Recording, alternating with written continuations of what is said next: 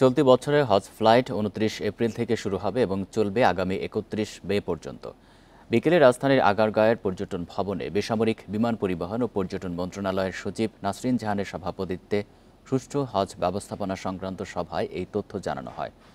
মন্ত্রণালয়ের তথ্য বলছে, বাংলাদেশ থেকে এবছর হজে যাচ্ছেন ৮৭,১০০ জন।